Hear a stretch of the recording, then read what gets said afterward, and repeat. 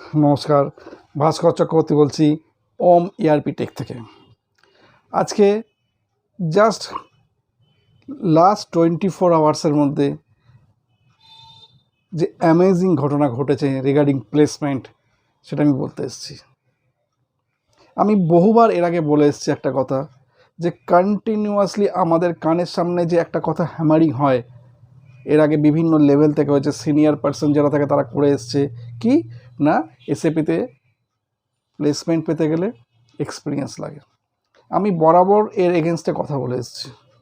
Every time আমি একটা কথা বারে বারে বলেছি, যদি আপনি সত্যি নিজেকে প্রপারলি ঠিক ওয়েতে সমস্ত কিছু ঠিকঠাক মেনটেন করে তৈরি করতে পারেন, তাহলে কিন্তু আপনি প্লেসমেন্ট পাবেন।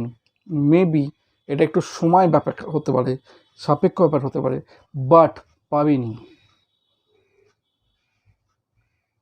আর এটা যদি সত্যি হয়ে যায় যে এক্সপিরিয়েন্স পার্সনে শুধু এসএপিতে জব পাবে, তাহলে এসএপি কোনো দিন আর এগোবে না, ওই একটা জায়গায় শেষ। তার মানে কথাটা কিন্তু পুরোপুরি সত্যি নয়, সেটা কিন্তু আগেও বলেছি, আর আজকে আমি সেটা প্রমাণ দিয়ে দিচ্ছি।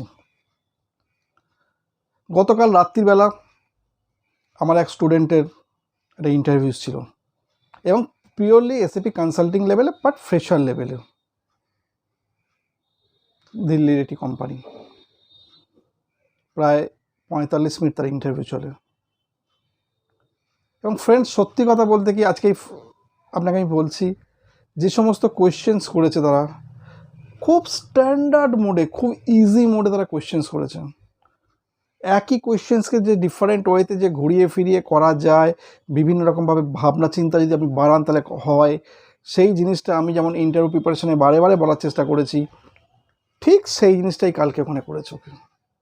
কোনো সিনারিও বেসড, কোনো ওই রিয়েল টাইম সিনারিও হ্যান ত্যান এসব কিচ্ছু করেনি তাকে।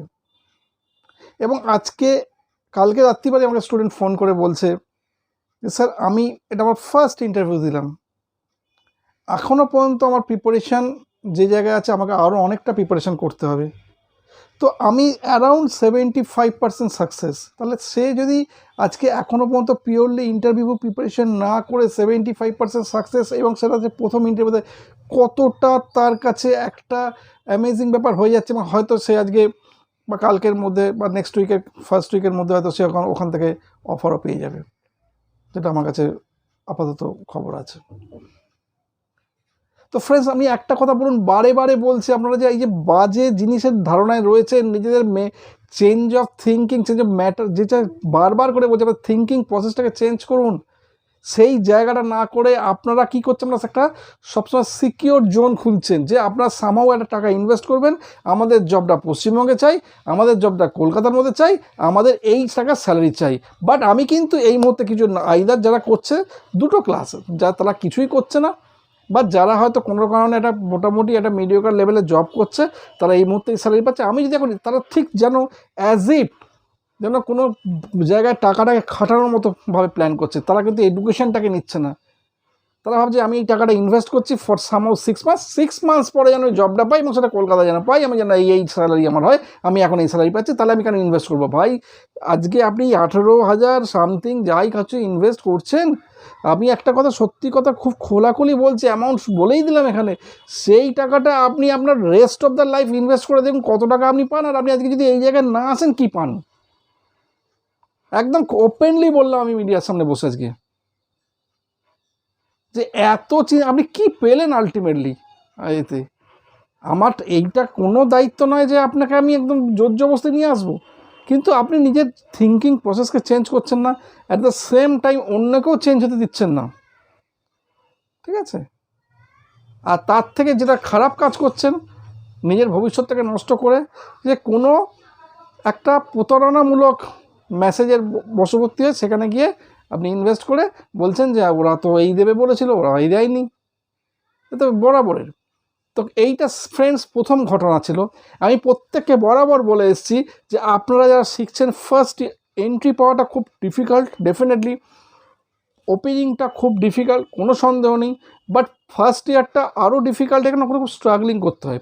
বাট সেকেন্ড ইয়ার থেকে আপনি যখন যেরকমভাবে ঠিক জব খুঁজছিলেন, কেউ না কেউ যদি আমাকে জায়গাটা দেয়, সেকেন্ড ইয়ার থেকে আপনাকে লোক খুঁজবে, এটা আপনি মিলিয়ে নেবেন। ঘটনাটা সেকেন্ড ঘটনাটা এবার বলছি কি হচ্ছে। আমার এখানেই ভিডিও দেওয়া আছে দুজন স্টুডেন্টের ফিডব্যাক, যারা একদম খুব বাচ্চা ছেলে, কোনো একটা এমএনসিতে তারা চান্স পেয়েছে, একদম ফ্রেশার লেভেলে রয়েছে। সেই কোম্পানিতেই এই ছেলেটি, যার কথা বলেছে আমার যে স্টুডেন্টটির, ওরও কিন্তু ইন্টারভিউ দেওয়ার ছিল, ও চান্স পেয়েছিল, ও যায়নি। ওকে কিছুটা আমি বলেছিলাম যে তুমি এটা ভালো করে কনসাল্টিং লেভেলটা করো, তাহলে ভালো জায়গায় যাবে। ও সেই কথাটা মাথায় নিয়েছিল। পাক্কা মাসখানেক আগে তাকে আবার ওখান থেকে কল করে তাকে বলে তোমার যা স্যালারি বলা হয়েছে তার থেকে আমরা স্যালারি বাড়িয়ে দিচ্ছি, তুমি চলে এসো। তখন ও বলে যে স্যার আমাকে চিন্তা ভাবনা করতে দিন। আর আজকে আমি ভিডিওটা করতে আসার উদ্দেশ্য একটাই, আজকে সকালে তাকে আবার বলে যে টাকার স্যালারি তার থেকে অন্তত 20% আরও হাইক করে বলছে আজকে জয়েন করে বিকালে, আজকে অফার লেটার। আমি তখন ওকে বললাম একটা কথা, যে এখনও আপনি এসএপি ওয়ার্ল্ডে একটা জবও পাননি, শুধু পরিচিতিটা হয়েছে যে আপনি এসএপির লোক, তাতে আপনার হাইকটা হচ্ছে। জাস্ট থিঙ্ক, আপনারা চিন্তা করুন এই জায়গাটা। বারে বারে বলছি, আপনারা দয়া করে বলছি, হাত জোর করে বলছি, আপনারা ভালোভাবে শেখাচ্ছে, পুরো চিন্তা ভাবনাটা শেখার মধ্যে দিন। বারে বারে বলছি, যে জায়গাটা হচ্ছে না বারবার প্র্যাকটিস করুন। আমাকে বলে তুমি করে দেবো, কিন্তু নিজেরা যদি না করতে পারেন জীবনে কোনো সার্থকতা পাবেন না। সেই চেষ্টাটা করুন, খোঁজার জায়গাটা চেষ্টা করুন, এবং একদিন আপনারা দারুণ জায়গায় পৌঁছবেন, প্রত্যেকে পৌঁছবেন। এখানে কারোর কোনো কিচ্ছু করা নেই, আপনি আপনার নিজের ক্রেডিটটা নিজেই তৈরি করছেন। আমার এখানে কোনো ক্রেডিট নেই, আপনি নিজে তৈরি করছেন আমার ফিউচারটাকে। আপনিই পাবেন, আপনি পারবেন।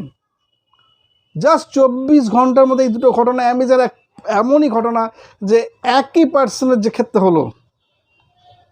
তো ফ্রেন্ডস, আপনারা জাস্ট চিন্তা করুন, আমার আর কিছু বলার নেই। এসএপি থেকে আপনারা দারুণ ক্যারিয়ার করতে পারবেন, এবং অদূর ভবিষ্যতে অলমোস্ট সবাইকে এসএপি শিখতে হবে। আমি যেরমভাবে ক্লাসগুলোকে করাচ্ছি, কিছু কিছু ক্লাস আমি আপলোডও করছি, দেখুন স্ট্যান্ডার্ডটা কীরকম, কীভাবে ধরে ধরে করানো হচ্ছে। দারুণ জায়গায় পৌঁছবেন, খুব ভালো জায়গায় করুন, ভালো করে করুন। ভালো থাকবেন। ধন্যবাদ।